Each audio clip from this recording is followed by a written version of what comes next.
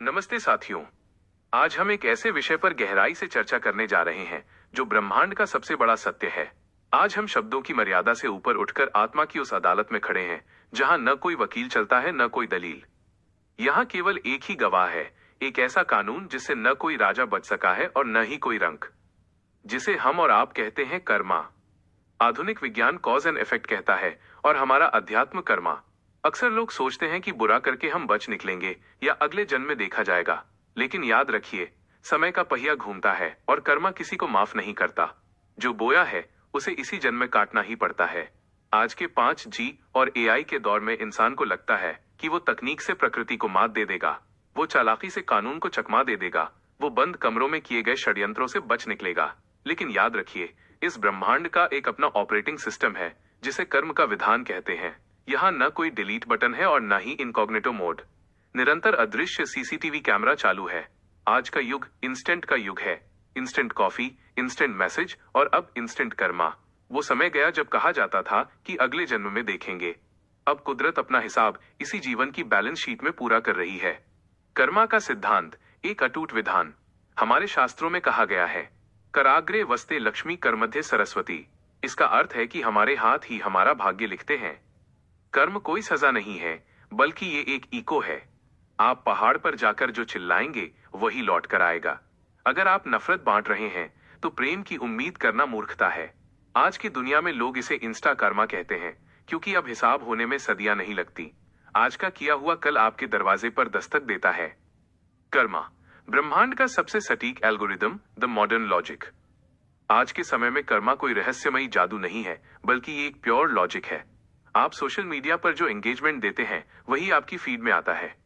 जीवन भी वैसा ही है, नेगेटिविटी का निवेश। अगर आप दफ्तर में राजनीति करते हैं, दूसरों की जड़ें काटते हैं, तो आप अनजाने में एक ऐसा माहौल बना रहे हैं जहां कल आपकी जड़ें काटने वाला भी कोई पैदा होगा। धोखा और विश्वासघात। आधुनिक रिश्तों में कैजुअल होने के नाम पर हम लोगों की भावनाओं से खेलते हैं। याद रखिए, आप किसी का दिल तोड़कर अपनी खुशियों का महल नहीं बना सकते। जो आंसू आज आपकी वजह से किसी की आंखों में है, वही दर्द कल किसी और रूप में आपके दरवाजे पर खड़ा होगा। इसी जन्म में क्यों? दी इंस्टेंट कार्मा एरा। पुराने समय में कहा जाता था कि कर्म का फल अगले जन्म में मिलता है, लेकिन आज की ऊर्जा इतनी तीव्र है कि हिसाब इसी जन्म में और अक्सर बहुत जल्दी चुकता होता है। स्वास्थ्य और कर्म। अगर आप अपने शरीर के साथ अन्याय कर रहे हैं, गलत खान पान, नशा, आलस्य, तो ये शारीरिक कर्म है। इसका फल आपको बुढ़ापे में नहीं, बल्कि इसी जवानी में बीमारियों और तनाव के रूप में भुगतना पड़ रहा है। यह कर्मा का सबसे प्रत्यक्ष रूप है। कैरियर और ईमानदारी। शॉर्टकट से मिली सफलता अक्सर लॉन्ग टर्म बर्बादी का कारण बनती है। कॉरपोरेट जगत के बड़े बड़े घोटाले देख लीजिए। जिन लोगों ने हजारों करोड़ों का गबन किया, वे आज या तो सलाखों के पीछे हैं या अपमान की जिंदगी जी रहे हैं। उनका ऐशो आराम एक पल में धुआं हो गया। ये कर्मा का लाइव उदाहरण है। कर्मा का मर्मांतिक सत्य, जो चुभाया है वो चुभेगा। इंसान की सबसे बड़ी भूल ये है कि वो सोचता है कि अंधेरे में किया गया पाप या किसी मासूम के साथ किया गया छल समय की धूल में दब जाएगा। लेकिन याद रखिए, समय धूल नहीं, बीज है। आंसुओं का हिसाब। जब आप किसी की मजबूरी का फायदा उठाकर उसे रुलाते हैं, तो वे आंसू जमीन पर नहीं गिरते, वे आपके भविष्य की जमीन को बंजर कर देते हैं।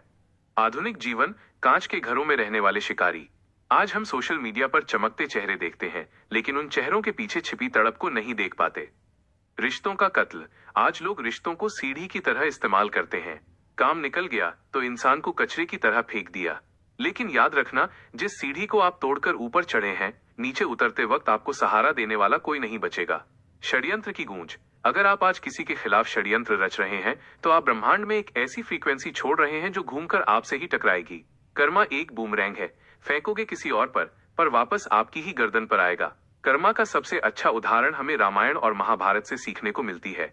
आइए रामायण के उन पात्रों की बात करते हैं जिनसे हमें सीखने को मिलती है कि चाहे आप कितने ही महान क्यों ना हो, जाने अनजाने में किया गया गलत कर्म भी अपना फल मांगता है। महाराज दशरथ का कर्म। महाराज दशरथ एक चक्रवर्ती सम्राट थे, लेकिन युवावस्था में उनसे एक भूल हुई। उन्होंने शब्दभेदी बाण चलाया जिससे श्रवण कुमार की मृत्यु हो गई। श्रवण के अंधे माता पिता ने उन्हें श्राप दिया कि जैसे हम पुत्र वियोग में तड़प रहे हैं, तुम भी वैसे ही प्राण त्यागोगे। सालों बाद जब दशरथ अपने जीवन के सबसे सुखद क्षण राम का राज्याभिषेक के करीब थे, तभी उन्हें राम का वनवास और अपना प्राण त्यागना पड़ा। भगवान के पिता होने के बावजूद उन्हें अपने कर्म का फल इसी जन्म में भोगना पड़ा। बाली का छल। बाली ने अपने भाई सुग्रीव के साथ अन्याय किया और उसकी पत्नी को छीना। उसे लगता था कि वो सबसे शक्तिशाली है। रामायण का यह प्रसंग बताता है कि जब आप किसी की मर्यादा का हनन करते हैं तो नियति स्वयं शिकारी बनकर आती है। बाली का अंत उसी के कर्मों का फल था। कैकेयी का कर्म। कैकेयी ने अपने पुत्र भरत के मोह में राम को वनवास भेजा। परिणाम क्या हुआ? उसी पुत्र भरत ने उसे कभी मां का सम्मान नहीं दिया और जिस पति दशरथ के लिए उन्होंने युद्ध लड़े थे उन्हीं की मृत्यु का कारण बनी। जब आप अपनों के लिए दूसरों का हक छीनते हैं तो वही अपने आप से नफरत करने लगते हैं। अहंकार पूर्ण कर्म। इसीटो। रावण के पास सोने की लंका थी, ज्ञान का भंडार था और काल उसके पायों से बंधा था, लेकिन उसके एक अहंकार पूर्ण कर्म ने माता सीता का हरण, उसकी पूरी वंशावली को राख कर दिया। रावण को अंत समय में इसी धरती पर अपनी आंखों से अपने पुत्रों और भाइयों की लाशें देखनी पड़ी। यह कर्मा का सबसे मर्मांतिक प्रहार था। महाभारत से सीख, अहंकार और अन्याय का हिसाब। महाभारत तो कर्मा की सबसे बड़ी प्रयोगशाला है। यहाँ हर पात्र अपने कर्मों की अग्नि में जला है। धृतराष्ट्र का विलाप। धृतराष्ट्र ने अपने 100 पुत्रों को खोया। उन्होंने कृष्ण से पूछा, मैंने इस जन्म में कोई पाप नहीं किया, फिर मुझे ये सजा क्यों मिली? कृष्ण ने मुस्कुराकर कहा, यह आपके पिछले जन्मों का संचय है, लेकिन इस जन्म में जो आपने मोह के वश होकर अन्याय का साथ दिया, उसका परिणाम आपको जीवित रहते हुए अपने बेटों की लाशें देखकर चुकाना पड़ रहा है। धृतराष्ट्र अपने बेटों के अधर्म को मौन रहकर समर्थन दिया। उन्हें लगा कि सत्ता उनके पास रहेगी, लेकिन कर्मा ने उन्हें जीवित रखा ताकि वे अपनी 100 संतानों के अंतिम संस्कार की खबरें सुन सकें। इससे बड़ी सजा क्या होगी कि आप अपनों को खोते हुए देखने के लिए मजबूर हों। भीष्म पितामह की शरशैया। भीष्म जैसा धर्मात्मा जो इच्छा मृत्यु का वरदान पा चुका था, वो बाणों की शैया पर लेटा था। क्यों? क्योंकि जब भरी सभा में द्रौपदी का अपमान हो रहा था तब वो मौन थे। अधर्म को होते देखना भी उतना ही बड़ा पाप है जितना अधर्म करना। भीष्म को अपनी उस चुप्पी की कीमत इसी जन्म में शरीर में चुभे सैकड़ों बाणों से चुकानी पड़ी। शकुनी की चालें। शकुनी ने पासे फेंककर पांडवों का राज्य छीना। उसे लगा वो जीत गया, लेकिन अंत में उसके पूरे वंश का विनाश हुआ। छल से जीती गई बाजी अंत में सर्वनाश लाती है। महाभारत का वह दृश्य जब धर्मराज भी न बच सके। महाभारत में एक प्रसंग है, युधिष्ठिर का नरोवा कुंजरोवा कहना। युधिष्ठिर सत्यवादी थे, लेकिन द्रोणाचार्य को भ्रमित करने के लिए उन्होंने एक अर्ध सत्य का सहारा लिया। परिणाम, उसी क्षण उनका रथ जो हमेशा जमीन से 4 उंगली ऊपर चलता था, जमीन पर आ गिरा। अगर एक छोटे से झूठ का फल धर्मराज को इसी जन्म में अपमान और पतन के रूप में भुगतना पड़ा, तो हम और आप किस खेत की मूली हैं? आधुनिक जीवन में कर्मा। Practical wisdom. आज के समय में हम सोचते हैं कि उसने मेरा बुरा किया, फिर भी वो खुश है। भरोसा रखिए, हिसाब अभी जारी है। धोखा। यदि आप किसी का दिल ड्यू खाकर अपनी खुशी की इमारत खड़ा कर रहे हैं तो याद रखिए उसकी नींव कमजोर है। परोपकार। कर्मा सिर्फ बुरा नहीं होता। अगर आप आज किसी की निस्वार्थ मदद करते हैं तो जब आप मुसीबत में होंगे कोई अनजान हाथ आपको बचाने जरूर आएगा। मानसिक शांति और कर्मा, द साइकोलॉजिकल एस्पेक्ट। आधुनिक जीवन में डिप्रेशन और एंजाइटी का एक बड़ा कारण हमारे अनसुलझे कर्म हैं। जब हम किसी के साथ गलत करते हैं तो हमारा सबकॉन्शियस माइंड, अवचेतन मन, उसे रिकॉर्ड कर लेता है। वह अपराध बोध हमारी रातों की नींद उड़ा देता है। आप दुनिया को झूठ बोल सकते हैं, लेकिन खुद की नजरों से नहीं छिप सकते। यही मानसिक अशांति कर्मा की पहली सजा है। कर्मा की मार। खामोश मगर घातक। कर्मा कभी शोर मचाकर नहीं आता, वो बहुत खामोशी से आपके जीवन के उस हिस्से पर वार करता है जहां आप सबसे ज्यादा कमजोर होते हैं। किसी ने धन का अहंकार किया तो कर्मा ने उसे ऐसी बीमारी दी जिसे धन ठीक नहीं कर सका। किसी ने पद का दुरुपयोग किया तो कर्मा ने उसे बुढ़ापे में ऐसी तन्हाई दी कि कोई पानी पिलाने वाला भी पास नहीं था। मोटिवेशनल संजीवनी। कर्मा को अपना मित्र कैसे बनाए? डरिए मत। कर्मा सिर्फ सजा देने वाला जल्लाद नहीं है, वो एक शिक्षक भी है। अगर आज आप सही रास्ते पर हैं तो कर्मा आपका सबसे बड़ा रक्षक है। 1. शुद्ध नियत, प्योर इंटेंशन। अगर आपकी नियत साफ है और फिर भी बुरा हो रहा है तो समझ लीजिए कि आपके पुराने कर्जों का भुगतान हो रहा है। मुस्कराइए, क्योंकि अब आप आजाद होने वाले हैं।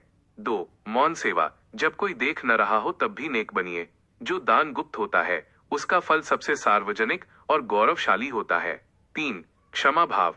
कर्मा के चक्र से बचने का सबसे तेज रास्ता क्षमा है।